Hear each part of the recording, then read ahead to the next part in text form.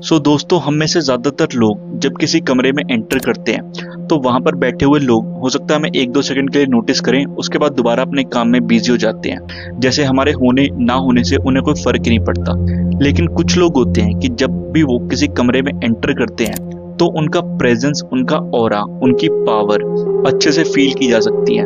और ऐसे ही लोग सोसाइटी नामक मैनमेड जंगल को रूल करते हैं। सो अगर इस जंगल में सरवाइव करना है, एक रूल को हमेशा याद रखना कि पावर जताई नहीं जाती, पावर बनाई जाती है। So welcome to the third episode of the series the predator mindset. यहाँ पे हम डिकोड करते हैं कुछ ऐसे ही सर्वाइवल स्किल जो तुम्हें इस सोसाइटी नामक मैनमेड जंगल में सर्वाइव करने में हेल्प करते हैं। ना कि सिर्फ हेल्प करते हैं बल्कि तुम्हें इस गेम का एक टॉप प्रेडेटर बनाते हैं। सो चलो इस वीडियो को स्टार्ट करते हैं। सो आज का जो हमारा स्किल है इसका नाम है सोशल पोजिशनिंग। देखो यार, दुनिया एक साइकोलॉजिकल बैटलफील्ड है। यहाँ पे तुम्हारी इंटेंशंस मैटर नहीं करती। अगर कोई चीज मैटर करती है वो है तुम्हारी परसेप्शन, यानी कि लोग तुम्हें किस कैटेगरी में रखते हैं। क्या तुम एक लीडर हो, क्या तुम एक चालाक इंडिविजुअल हो, क्या तुम एक बैकग्राउंड फिलर हो, क्या तुम नए हो, और you are just another face in the crowd. अब देखो यार, मान लो एक 5 दोस्तों का ग्रुप है, तो उनमें से कोई ना कोई ऐसा होगा जो उस ग्रुप का लीडर होगा, सब उसकी बात मानते होंगे। और कोई ऐसा भी होगा जिसकी सबसे अच्छे से बनती होगी। और कोई ऐसा इंसान भी होगा जिसको कोई भी सीरियसली नहीं लेता होगा। कभी सोचा है कि ऐसा क्यों होता है? एक एग्जांपल से समझो। अब मान लो एक ऑफिस में 5 लोग हैं जो किसी एक पर्टिकुलर प्रोजेक्ट पे काम करते हैं, लेकिन उनमें से एक आदमी है जो बहुत ज्यादा फोकस्ड रहता है, शांत रहता है, उसकी ऑरा और प्रेजेंस बिल्कुल अलग है। मीटिंग में भी जब वो सजेशन देता है तो बॉस उसके हर सजेशन को मान लेता है, और कोई भी चेंजेस करने से पहले हमेशा उस आदमी की राय ली जाती है। वो पावर नहीं दिखाता, वो पावर को रिप्रेजेंट करता है। This is the power of social positioning. अगर तुम्हें नहीं पता कि सोशल पोजिशनिंग कैसे काम करती है तो तुम्हारी कोई भी रिस्पेक्ट नहीं करता। तुम जिस काम में अच्छे हो तुम्हें उसका क्रेडिट भी नहीं मिलता। You are just a background filler जो प्रेजेंट तो है लेकिन उसका कहीं भी कोई नाम नहीं है, ना उसकी कहीं भी कोई रिस्पेक्ट है। इसलिए बहुत ज्यादा जरूरी हो जाता है कि तुम सीखो कि सोशल पोजिशनिंग कैसे काम करती है। सो चलो अब मैं तुम्हें बताता हूँ कि सोशल पोजिशनिंग में अपनी पोजीशन को तुम कैसे एनहांस कर सकते हो और बेटर बना सकते हो। Number 1 point, speak less listen more.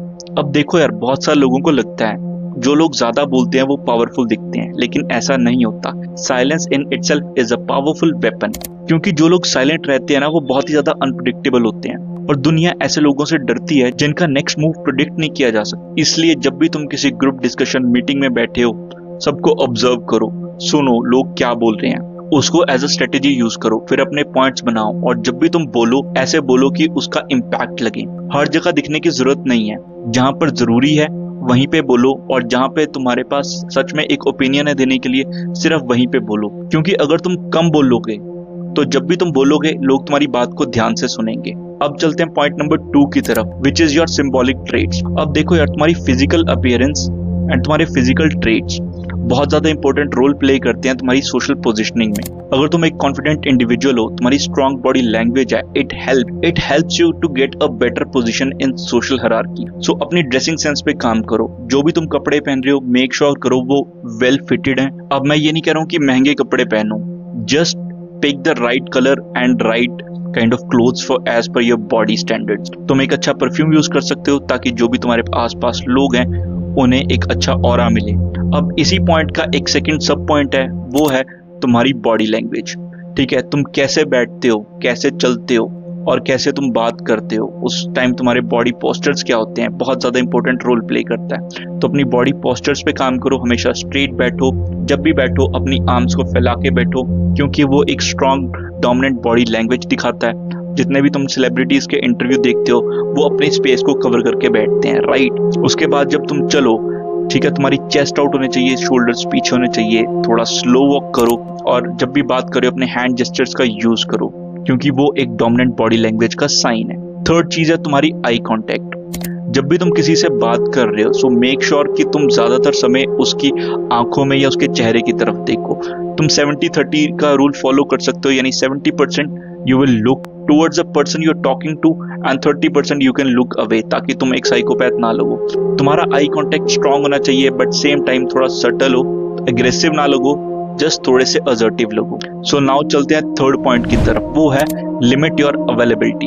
अब देखो यार, नेचर का एक रूल है, जो भी चीज कम अवेलेबल होती है लोग उसी की वैल्यू करते हैं। अब सोना बहुत मुश्किल से मिलता है नेचर में, इसलिए वो बहुत एक्सपेंसिव है।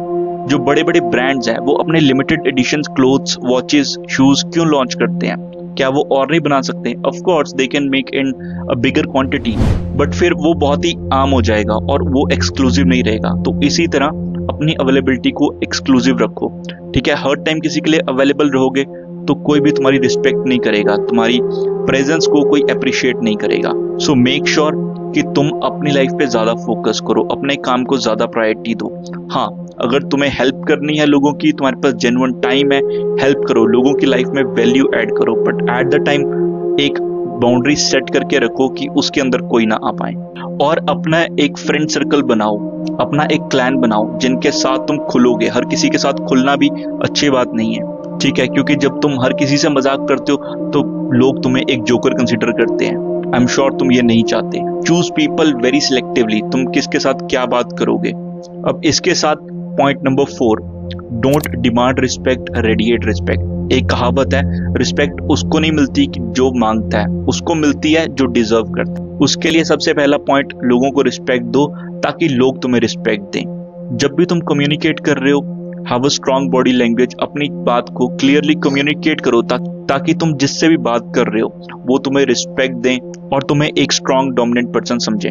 इसलिए बहुत ज्यादा जरूरी है कि तुम अपने कम्युनिकेशन स्किल्स पे काम करो। इसके ऊपर मैं सेपरेट वीडियो बना चुका हूं, तो मैं लिंक में डिस्क्रिप्शन में दे दूंगा, वो जाके देख सकते हो। दूसरा, तुम्हारी बिहेवियरल कंसिस्टेंसी, यानी कि लोग उसी पर्सन की रिस्पेक्ट करते हैं जो अपनी बात पे खड़ा रहता है। यानी अगर तुम किसी को कोई कमिटमेंट करते हो उसको फुलफिल करो। अगर तुम किसी को बोलते हो कि मैं शाम को 7 बजे पहुंच जाऊंगा तेरे पास, तो एग्जैक्टली 7 बजे पहुंचो। क्योंकि जब तुम इस तरह की कंसिस्टेंसी शो करते हो that you are man of your words, तो लोग तुम्हारी रिस्पेक्ट करते हैं और इसी तरह से तुम्हारी सोशल पोजीशनिंग इंप्रूव होगी। अब बहुत सारे लोग इस चीज को स्किल ही नहीं मानते। उन्हें लगता है कि मैं तो भाई जैसा हूं मैं वैसा ही हूं, दुनिया मेरे लिए एडजस्ट करेगी, मैं तो रियल हूं। लेकिन रियलिटी ये है, जैसा तुम खुद को दिखाते हो दुनिया तुम्हें उस तरीके से ट्रीट करती है। सो इसलिए खुद पे काम करो, खुद को इम्प्रूव करो ताकि तुम सोशल पोजीशनिंग में एक हायर रैंक पे पहुंच सको जहां पे तुम्हें रिस्पेक्ट मिले और तुम्हें अप्रिशिएट किया जाए। आई एम श्योर तुम भी इस तरह की लाइफ ही चाहते हो। अब मैं तुम्हें इस तरह के स्किल्स सिखाता हूं ताकि तुम खुद को इम्प्रूव कर सको, एज अ बेटर पर्सन बन सको। इसका मतलब बिल्कुल भी नहीं है कि तुम इन स्किल का यूटिलाइज करके किसी और को नीचा दिखाओ या किसी और को बुरा या छोटा फील करवाओ। सो अगर तुम्हें वीडियो अच्छी लगी हो तो चैनल को लाइक और सब्सक्राइब करें। बाकी मिलते हैं नेक्स्ट वीडियो में, तब तक के लिए thank you very much, bye bye.